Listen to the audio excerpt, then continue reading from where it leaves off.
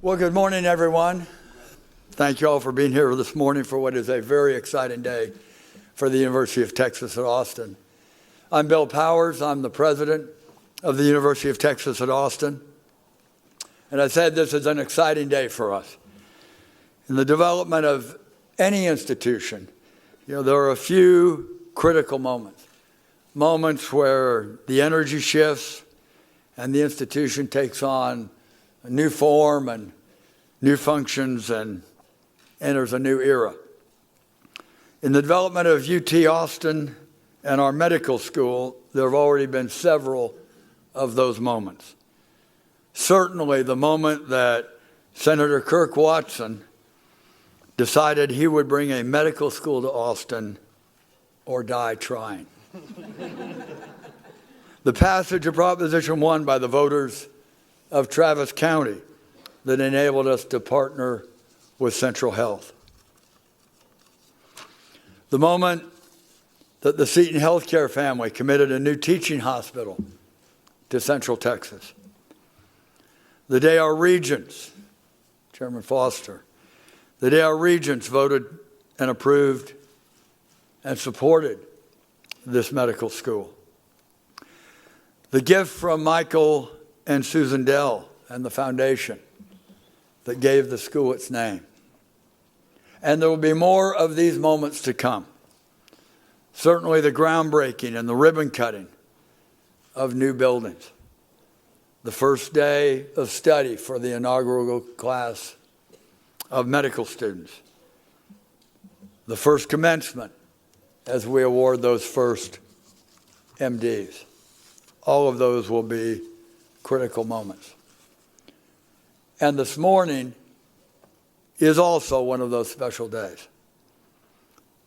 So today it's my great pleasure to announce that we have selected the founding dean of UT's Dell Medical School, Dr. Clay Johnston.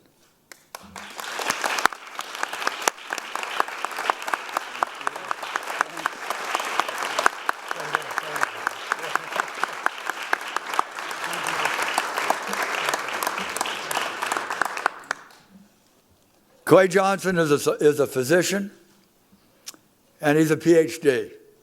He comes to us from the University of California at San Francisco, where he currently is Associate Vice Chancellor of Research. He served as Director of Stroke Service and as a Professor of Neurology and Epidemiology. And he served as Director of the Clinical and Translational Science Institute. He earned his bachelor's at Amherst College, completed his medical degree at medical school at Harvard, and earned his PhD in epidemiology from the University of California at Berkeley. He's published extensively on the prevention and treatment of stroke and has won multiple national honors for his work in that field. We have a vision of creating at UT Austin one of the finest medical schools in the world. And we have the opportunity to do it from the ground up. The cornerstone of that school is its founding dean. Dr. Johnston, Clay, thank you for accepting that challenge. I know you're the right person to help us make this long-term dream a reality at the University of Texas. I think it's safe to say that if there's any one person who we owe the most thanks, it's Senator Watson. Senator, I want to thank you for your passion and your wisdom throughout this process. We'll be hearing from Senator Watson in a moment. I want to thank our mayor, Lee Leffenwell, for his support and for being here today, Mayor. Thanks to the Michael and Susan Dell Foundation and to Aliyah Husseini, who is also with us today. The Kane Foundation and Frank Dinius for the faith they put on us early in this process. To the Seton Healthcare family and Jesus Garza, and to Central Health, the health district for Travis County, and Clark Heydrich. We'll hear from both of them in a moment. And on our campus, Vice Provost Bob Messing, who chaired the search committee, our interim senior dean, Sue Cox, Ken Shine from the UT system, and certainly our current Chancellor, Vice Chancellor Ray Greenberg. And of course, our Chancellor for all of his support, and I'll be introducing him in a moment. And finally, let me thank the two provosts on our campus who have done so much to make this possible. Steve Leslie, who's with us today, the effort he's put into this effort over many years is astonishing. And to our current provost, Greg Fenves. Greg, thank you for all your help and for your leadership. And now I've thanked our Chancellor, but it's an honor to thank him again and introduce somebody who knows a great deal about both medicine and medical education, and whose support and leadership have been invaluable in creating the Dell Medical School. UT System Chancellor, Dr. Francisco Seguro.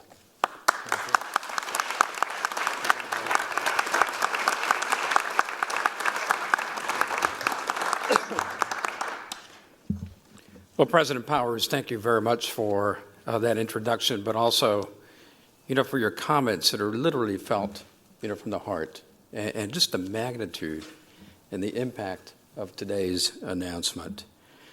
I'm so excited that the University of Texas at Austin has recruited the founding dean, Dr. Clay Johnston, who's going to provide remarkable leadership to the Dell School of Medicine. He is an internationally recognized physician and scholar, and we are recruited him from one of the finest schools of medicine in the world. Let me just personalize this a little bit, Clay. So my father is a physician. He's still practicing medicine at the age of 89 and is a proud alumnus of the University of Texas at Austin. And his entire life has been about education. And without telling him who we recruited, I did convey to him that we would be announcing the founding dean of the Dell School of Medicine. And I've got to tell you, a tear of joy, came out of his eyes, because this has been a vision of his for, over 6 decades. And so just to kind of convey to you what this means to the people of Texas.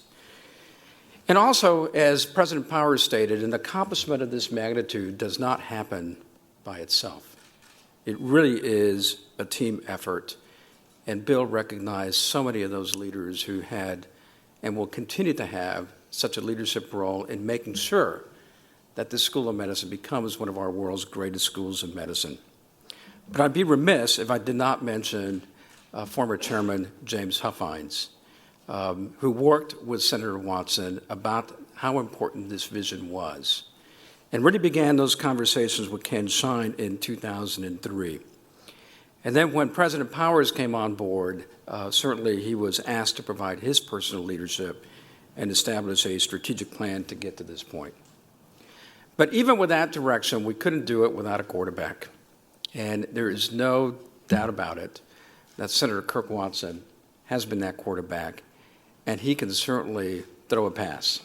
And, Senator, just to be a part of your meetings that you brought forth to be inclusive and to bring this entire community together was really something that I learned a great deal from, but also it conveyed your passion and your commitment. The voters of Travis County. Senator Watson and I had spoken so many times that without the voters of Travis County, who really felt how important this was to improve the health of Texas and to expand medical education, my hat goes off to the voters of Travis County and also to the leadership of Central Health. Also, as Chancellor of the University of Texas, I also have to recognize 2 important campuses that have been a part of this journey to set the platform, allowing us to recruit Clay. University of Texas Medical Branch, for over 2 decades, maybe 3, has been involved in providing medical education, kind of as a foundation to kind of get this medical education concept in Austin. And then Southwestern Medical Center, who worked very closely with Seton to begin to establish the residency programs that really set the stage for the Board of Regents approving the Dell School of Medicine. To my chairman, Chairman Foster, and to the Board of Regents, they've done their part in allocating an increased distribution of AUF and STARS funding to help recruit Clay and to help recruit the founding faculty that will set the compass for the School of Medicine. And like Bill, I also have to recognize the leadership of Susan and Michael Dell. Well, in closing, I would just like to convey that this is a remarkable opportunity. We are going to be educating the future leaders of medicine at the Dell School of Medicine. We are going to be augmenting healthcare, where I can tell you that the school will be saving hundreds of thousands of lives, where unbelievably exciting biomedical research will be occurring that will also make this wonderful city mayor an innovation zone of biotechnology that, the imagination leaves it unlimited in regards to its full potential. So I'm so proud of my board. I'm so proud of President Powers for their tremendous leadership. So proud of Ken, who's also expended just hundreds and hundreds of hours in this project. I honestly believe that this School of Medicine, the South Texas School of Medicine, will be some of the most kind of landmark changing events that changes the landscape of Texas to the better. So thank you very much.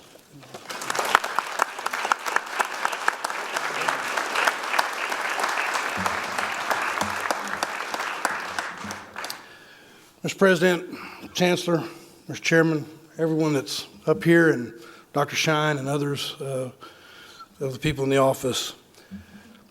Our community's big, positive, confident vision moves significantly closer to reality today. And it is indeed a great day to be in Austin, Texas.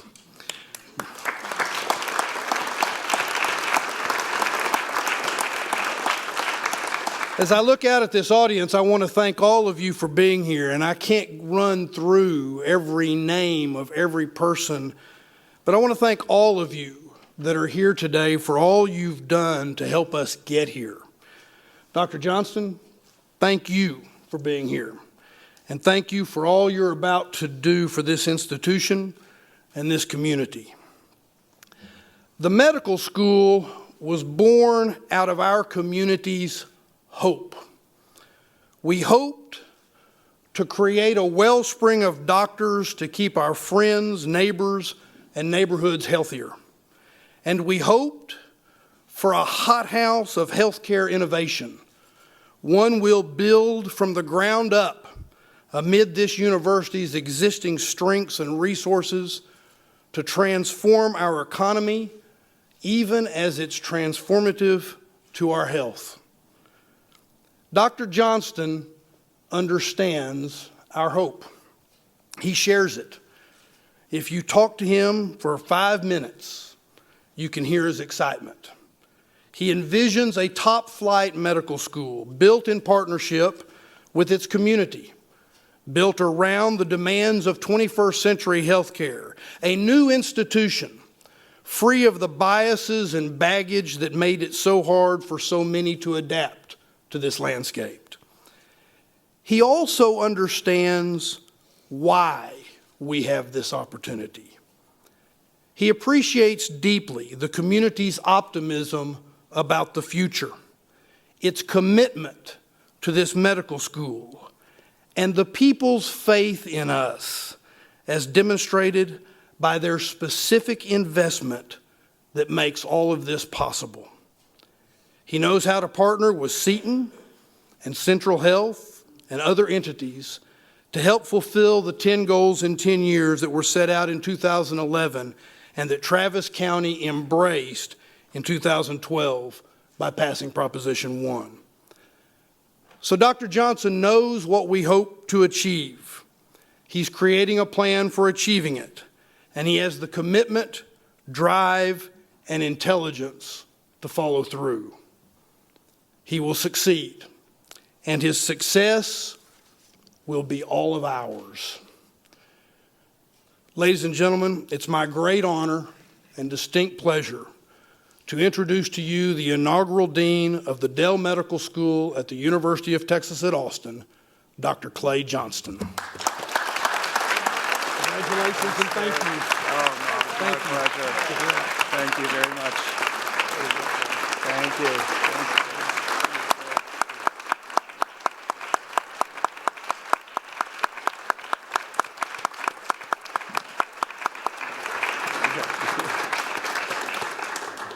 So I don't know who decided that I should follow Senator Watson in giving my comments, but I'm going to have to look into that. I am truly grateful and truly honored to be here. I mean, this is a tremendous responsibility, and the fact that you all would entrust it to me, I'm humbled by that. So, President Powers, thank you so much for entrusting me in this, and also Provost Finvis for that trust. In preparing for taking over, I went through all the documents that I could find about Prop 1 and about the other planning for the medical school, and it was remarkable how much work had been put into this, how many years of really hard work, commitment, and fortitude that went into it. And at the helm of all that was Senator Watson. So I think it's really remarkable what you've achieved, and so I want to thank you for making this possible.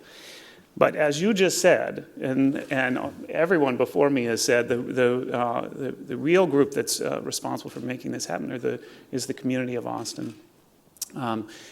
To imagine that in the middle of a recession, that the citizens of a city would agree to increase their property tax, I can tell you it wouldn't happen in San Francisco. And I use that as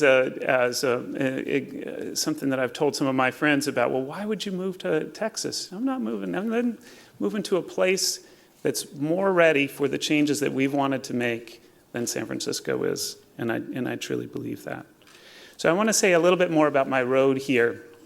So I began my career as a neurologist. So I had no surgeries. I had studied the brain, and I'm primarily caring for patients with stroke. And stroke is a horrible condition that really often defines a person's life from there on and changes the whole family dynamics. And I became frustrated with how little we knew and how little we did to prevent those events.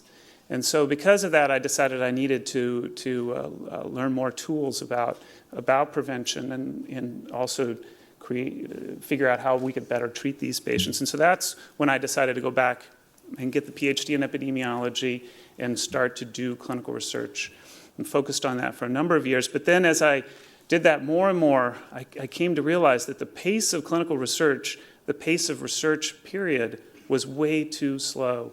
Lots of discoveries, lots of papers, very little changes and improvements in health. And it became obvious that the whole system needed to be looked at again. We needed to think about how can we change this research enterprise so that people benefit from these large investments in research. And so that's when I took on the role of heading this institute that was responsible for innovating to change the way in which research was done. So bigger and bigger questions started to become important to me. In doing that job, I quickly realized that we could no longer afford the innovation engine, that everything that we were doing, whether it's a new device, a new drug, it was driving up the cost of healthcare, and that we needed some balance. There needed to be a recognition that the value was important. Also, we'd sidelined technologies that had benefited every other industry.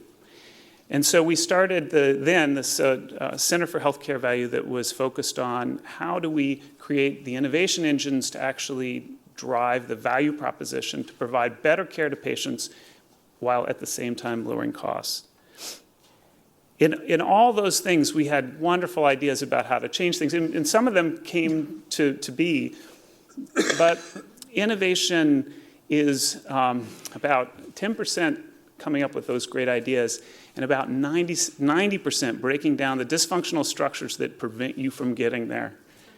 There are so many people invested in the status quo that it makes it extremely difficult to move things forward. So even if you can envision a much better healthcare system, a much better system of education for our medical students, a much better research enterprise, getting there is not easy in existing systems.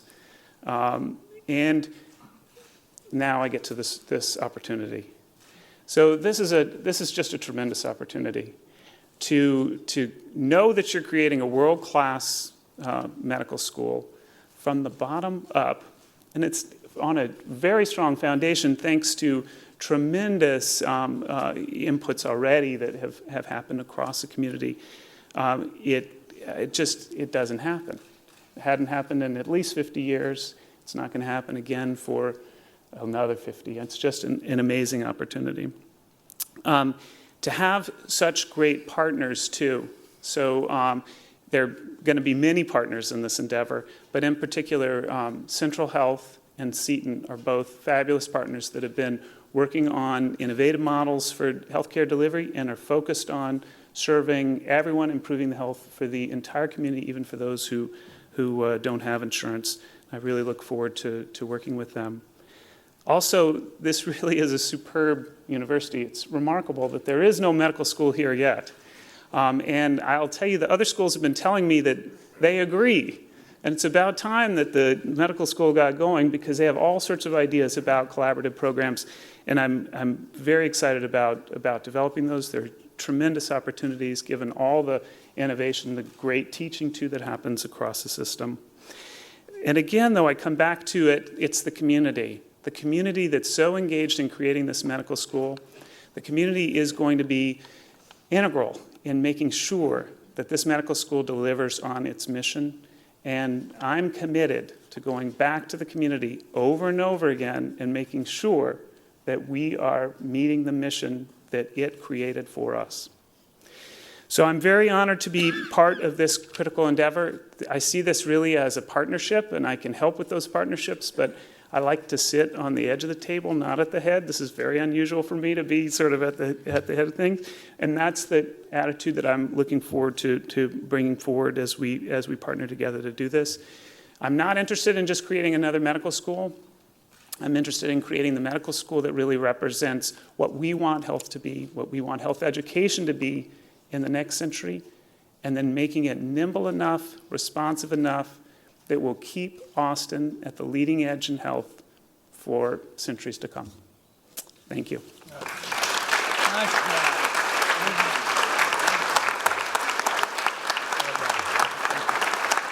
Great job. I'm Clark Heydrich, and I'm one of the members of the board of Central Health. For those of you who are not familiar with Central Health, it is the agency here in Travis County that's responsible for the care of unfunded patients. And it's also the agency through which the taxpayers of Travis County are going to make an investment in this wonderful medical school. And we're all so proud of that. Several of our board members are here. I see Brenda Coleman Beatty, who's our current chair, and Rosie Mendoza, who was last year's chair. Our CEO, Trish Young, who's right there, who's been leading us for a long time. In behalf of our board and staff, we are delighted to welcome you as the inaugural dean of the Dell Medical School at the University of Texas at Austin. It's a great day for Central Health. It's a great day for the university and for all of us in the community. Dr. Johnston, as you can tell, is a very distinguished scholar and researcher. Our perception of Dr. Johnston, most importantly, is that he is a leader. He is going to be a leader in developing new curriculum for medical students at this university that will be different than other places, that will teach medical students to play, as Dr. Ken Shine likes to say, team ball, the way medicine is going to be practiced in this century, working with nurses, pharmacists, social workers, the whole team that's going to have to take care of the population, and certainly the population that Central Health serves. He will be a leader in connecting the new medical school with great research that's already going on campus, and giving new venues and applications for that research through the clinical opportunities that this medical school is going to offer. He will be a leader in connecting the new medical school with the great physicians that we have practicing right now in Central Texas, and they're going to be key to its success. He will be a leader in connecting this new medical school with the business community, which very much has embraced this medical school and wants very much to work with the new medical school in developing new opportunities for biotechnology in Central Texas. Most importantly, from the standpoint of Central Health, Dr. Johnston has a heart for taking care of poor and vulnerable people. And he will be a leader in working with the growing partnership that Central Health and Seton and the University of Texas and others are developing and building a new system of care. He will be a thought leader in doing that, and we're very proud to have him. Doctor, your tasks are many, but you will have the support of not only the great University of Texas and everybody in it, but you will have the support of all of us in this community in making this a great institution and making it everything that you want it to be. And one observation that you would make about this community is that we have demonstrated that we know how to play together. Senator Watson has led us and will continue to lead us, and you will have the support, the full support of the group that worked to bring this medical school into being, and we'll now be working to support your efforts to make it great. Every good wish. Thank you.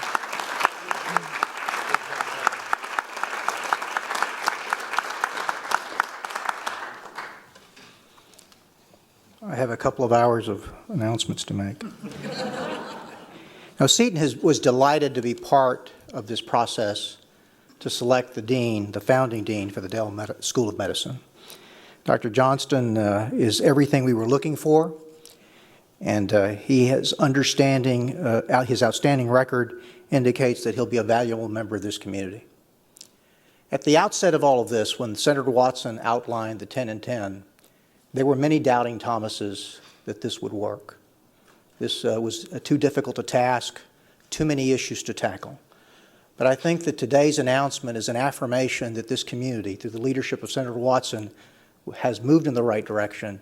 And I think Dr. Johnston is going to be a valuable member, as I said, a valuable member of this community, and it's going to be an outstanding participant in the development of this medical school.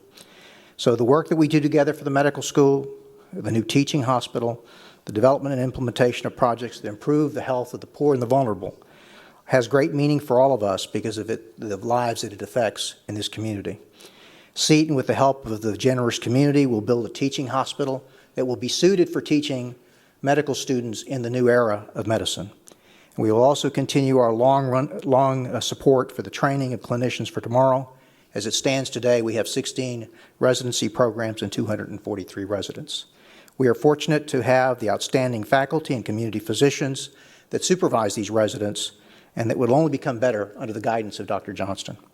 I think I speak for everyone at the Seton Healthcare family when I say that we look forward to working with you, and that as you guide the development of the medical school, we can only expect great things for our community with your leadership and the leadership of this community. So thank you very much.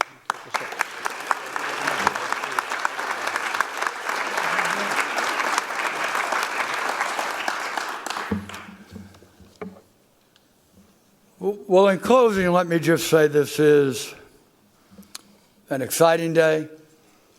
It's an historic day. And we've thanked a lot of people who are in this room today. I want to close by thanking people who are not in this room. And those are the citizens of Travis County. The citizens of Travis County who said yes to better health care and said yes to creating a world-class medical school and medical education in Central Texas. We are very grateful for the trust you have put into us. We look forward to serving you, to working with you, and to making you proud. And with that, the new dean, Dr. Johnston, and the rest of us would be happy to take questions. Thank you.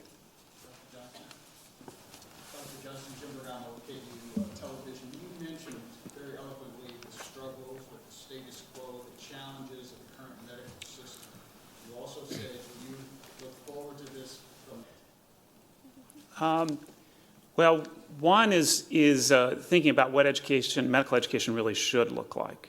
And I think we all know what healthcare looks like today, how it works. It's not a sustainable system, and it doesn't empower patients enough, and doesn't give them the tools to really take health into their hands. And it requires this encounter face-to-face with a physician that's inefficient and doesn't necessarily respect the time of the patient or the physician, then gets devalued so that visit gets down to 8 minutes and there's no useful content in it. We need to take a look at healthcare and the systems of education to create the kind of health system that we want. Physicians are going to have a different role in that system. Education needs to anticipate that. So that's what I'm most excited about doing. So how we get there from here is not so easy. It's easy to envision a new curriculum where, it's got to be built on teams. You respect what the physician is necessary to do, and you make sure there's adequate time for the physician and patient to have that kind of input, but recognize the potential roles for others, including of technology. I mean, look, I don't have to see a bank teller to take money out of the, so it's for a refill where I don't have problems. Why do I go in and wait and a bunch of sick people in a waiting room and just to get a refill? So that's part of it. But then the other part is, how do we work within our existing healthcare structure to allow us to innovate and to create these new models of care? Because currently the way we're paid is by the number of visits and the number of expensive procedures that are done. That's going to take a lot of creative work, and I have not found good models where an academic medical center has engaged with its partners. We have got great innovative partners here. Somehow we have to create a system in which, when we redesign healthcare, the economics embrace that. They don't fight against it. And so that is a challenge we're going to work on with the partners, but it's one I'm really excited about setting up. Once we lay that foundation, then it opens up innovation to a lot more possibilities, a lot more people. How many projects you plan on bringing here with you from UCSF, like that stroke research that you've been doing? Yeah, so I have been given permission to continue my research, which is fabulous. So I do trials in stroke, mostly in prevention and acute treatment of stroke, and sponsored by the NIH and also by industry. And I will continue to do those here. I've got a great research team. They're going to come with me. And then some of the other projects that we're working on that relate to healthcare delivery, relate to new models for doing research. I'm very hopeful that we'll also bring those, some of those here. So we're looking for opportunities to do that as well. Can you give us an idea of what kind of services may be available here in Austin thanks to the medical school? So first of all, I should say, this is a 20-year project. This is not going to all happen tomorrow. And there are, all the things that we want the medical school to be. It takes a long time to do that. So we're going to have to think about how to prioritize amongst really great priorities across the spectrum. So I've got to say that, well, priority one is hiring the team and bringing that team in. That's going to take a lot of attention in the first year or more. We're going to get fabulous people here because of the freedom to operate and the foundations that you all have set for the school. We've got to get the med school accredited, right? I mean, we're in med school. We want to train new physicians. The community needs new physicians. That's going to take us some more time and energy and focus. Sue Cox has made fabulous progress in there and a great foundation, so a good place to start. I'm very interested in the care delivery issues. We've got, again, two good partners. There may be others, but these are our two very important big partners. And together they are already providing excellent services across the spectrum with some additional needs. One of my early priorities is to sit down with them and talk about how we're going to structure our arrangements so that they get the most out of us and the community, therefore, gets the most out of these new models of care. I am very focused on the fact that technology is critical to Austin and that that the citizens are ready for it and that there are means to use technology to empower patients to take more responsibility for their health. I also think that we need to think about using technology to understand what the health needs are in our community better, not on a every 5-year basis, but on a daily basis. Anticipate those needs and provide the services before patients are showing up in the emergency department. And so that's another system that I want to discuss with the partners early on. You mentioned that you are going to bring your research team here.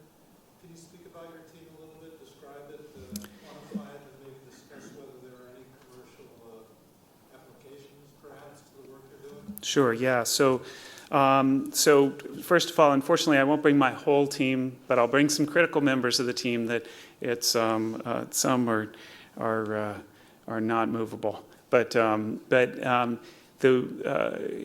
So one of the major studies we're doing now is a clinical trial that's sponsored by National Institutes of Health. And we're looking at, one of my major areas of focus are transient ischemic attacks, TIAs. Some people call them mini strokes. They're strokes that go away. In those and minor strokes, it ends up that they have a very high risk of having a major stroke afterwards. So, and this was some work that we helped to contribute to early in my career to show that, these are basically ticking time bombs. And it's not a ticking time bomb over years, it's a ticking time bomb over days. And so our trial is trying to find treatments for that really high-risk period. With the NIH, we're testing a generic drug, clopidogrel, better known as Plavix, from when it wasn't a generic drug, and you saw the ads on TV over and over again, together with aspirin to try to prevent these new events. And then more recently, AstraZeneca got interested in this indication, and we're now partnering with them to test a newer drug called ticagrelor in that setting, which is a more powerful drug that blots clotting.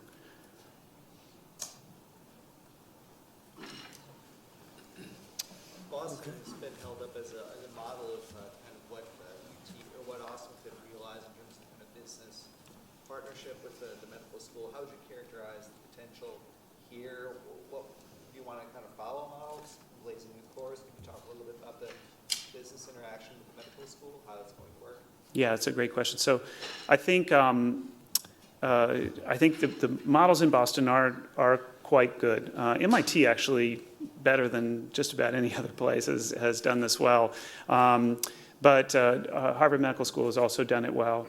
UCSF has done it pretty well, and we've tried to actually do it better there.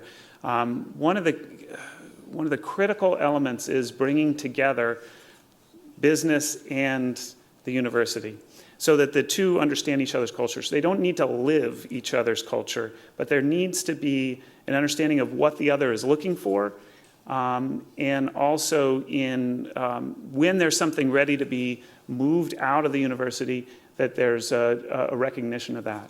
I think that's going to be actually quite easy to create. I mean, maybe I'm naive in Austin. I think that Austin, you have already tremendous strength in technology. I think technology is the critical area of growth for health and will be for the next 50 years. Biotech is also really important. You have biotech here. It can be stronger. It will be stronger.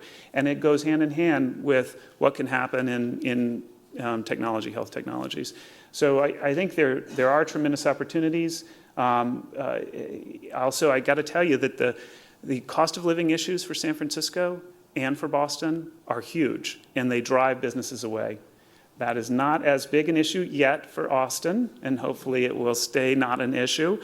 And that, again, will create wonderful opportunity for us to work together to build that here. Okay, we've got time for one more.